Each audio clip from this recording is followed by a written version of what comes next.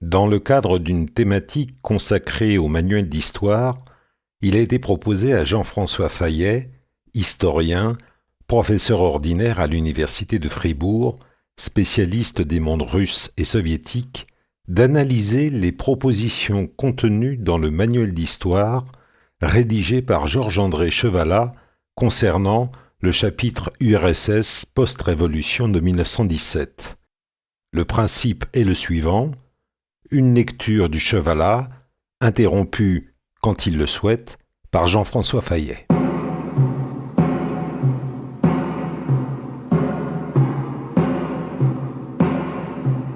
En mars 1917, les défaites militaires, les difficultés du ravitaillement provoquent la chute du tsarisme. Un gouvernement provisoire, groupant des bourgeois modérés, des nobles libéraux et des socialistes, s'efforce d'organiser le nouveau régime et de maintenir la Russie dans la guerre aux côtés des Alliés. Il se heurte à de grosses difficultés. La situation économique est désastreuse. L'administration, la police sont désorganisées. Les impôts ne rentrent plus. L'armée subit de nouvelles défaites. Le gouvernement doit faire face à deux menaces, celle d'un coup d'État militaire, celle d'une insurrection populaire. L'organisation des soviets, conseil d'ouvriers et de soldats, prend en face du gouvernement une importance croissante et exerce une grande influence sur le prolétariat de Pétrograd. Alors on rentre avec cet extrait vraiment dans un exemple qui est très révélateur du fonctionnement et du type de travail de Chevalat. On a un chapitre qui est dense, puisqu'il s'agit de décrire une des périodes les plus riches de l'histoire russe, elle-même traditionnellement fort riche, puisqu'il s'agit des multiples processus révolutionnaires de 1917. C'est le prolongement d'un chapitre précédent consacré à la situation de la Russie en 1914. C'est qu'il y a une analyse que je qualifierais de lucide, objective, des difficultés que connaît la Russie pendant la guerre, mais qui sont en réalité, et l'auteur le souligne bien, le résultat de l'incapacité du régime autocratique à introduire des réformes.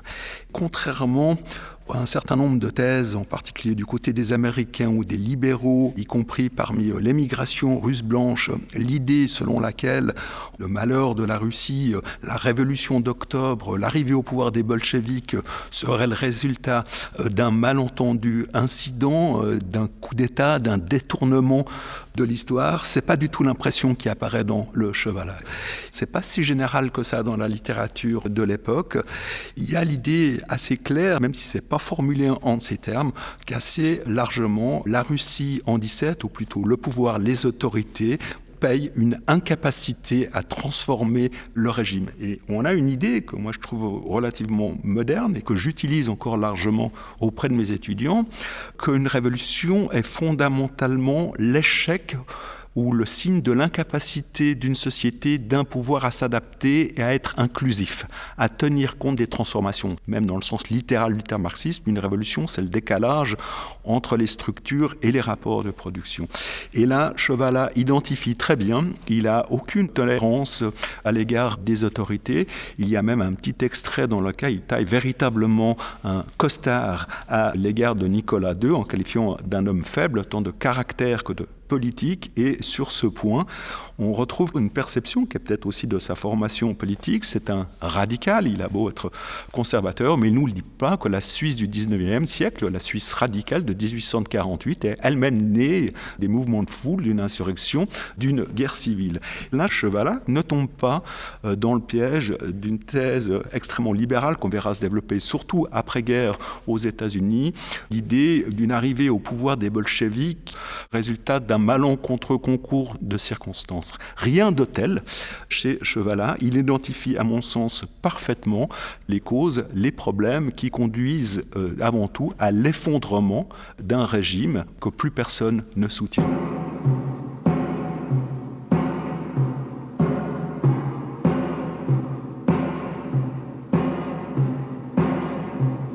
Et là, on voit que quelle que soit la personnalité, quel que soit le contexte de guerre froide, quels que peuvent être les a priori idéologiques de Chevalat, c'est un démocrate. Il a conscience en réalité que la force d'un pouvoir dépend de l'assentiment de la population. Tel n'est plus le cas en Russie, incontestablement en 14. Il souligne bien aussi, s'agissant du gouvernement provisoire qui se met en place, que celui-ci se retrouve en réalité avec la totalité des problèmes du pouvoir précédent. Il permet en fait au lecteur de comprendre que l'un des problèmes, c'est bien sûr cette promesse qui a été faite aux Alliés de perpétuer l'engagement de la Russie au sein de la Première Guerre mondiale. Or, la Russie n'est plus en état, et c'est déjà le cas dès le printemps. Si les bolcheviks parviennent au pouvoir, c'est largement en capitalisant sur ce thème de la paix immédiate. La paix immédiate. Donc il n'est pas du tout dans une thèse culpabilisante, dans une thèse de faire porter au seul bolchevique la responsabilité. Donc c'est assez mature dans cette façon de présenter les choses. Il me semble même que le terme qu'il utilise pour parler de la révolution d'octobre, c'est le terme d'insurrection bien organisée. Les bolcheviks auraient été très contents de savoir que les historiens suisses, au contexte de guerre froide, reconnaissaient qu'il s'agissait d'une insurrection. Dans l'historiographie de l'époque, le terme principal est celui de coup d'État. De coup d'État, pas de révolution. Alors, il ne reprend pas la formule soviétique de grande révolution socialiste d'octobre, mais le terme d'insurrection est bien quelque chose qui plonge dans les profondeurs de la Russie, l'idée qu'un peuple, la révolte russe, révolte rendue nécessaire par une incapacité du régime à effectuer les transformations nécessaires. Donc sur ce discours qui est assez neutre, sans connotation politique, il participe à la construction d'une légitimation du régime. D'une certaine façon, aux yeux de Chevalat, il considère une certaine forme d'inéluctabilité de la révolution. Ce n'est pas rien, me semble-t-il, dans le contexte de la guerre froide.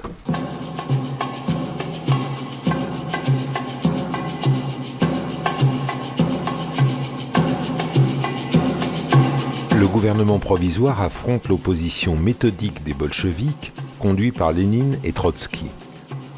Le parti bolchevique acquiert bientôt une influence prépondérante sur les soviets. Le gouvernement que préside l'avocat socialiste Kerensky tente en vain de résister. Une insurrection bien organisée donne le pouvoir aux bolcheviks.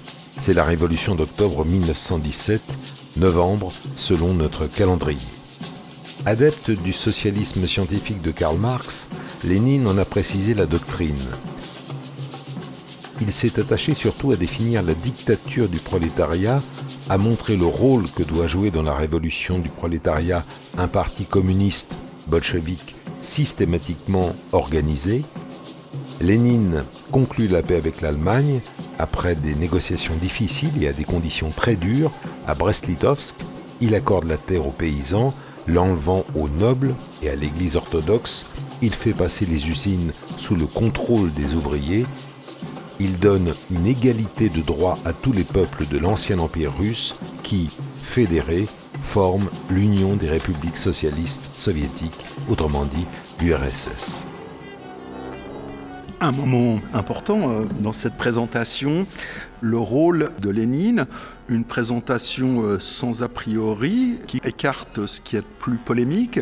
Il n'y a aucune référence qui est faite au mythe du complot germano-bolchevique, à la collusion, toutes ces histoires qui fleurissent à l'époque sur l'argent allemand.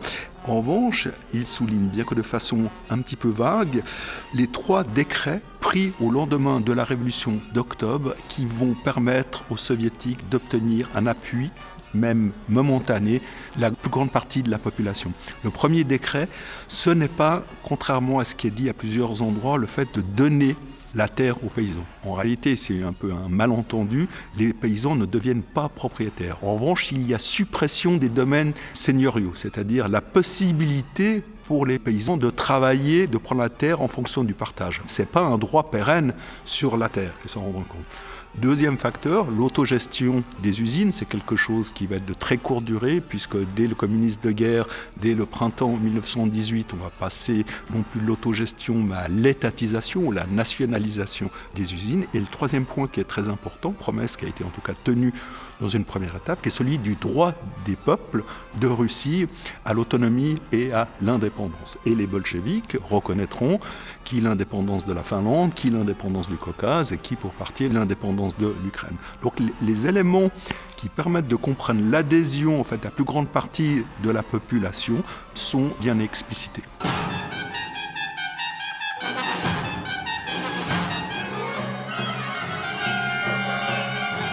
Ici prend fin la démonstration, cette forme d'alternance entre un matériau lu et une analyse critique étant adaptable à bon nombre de disciplines.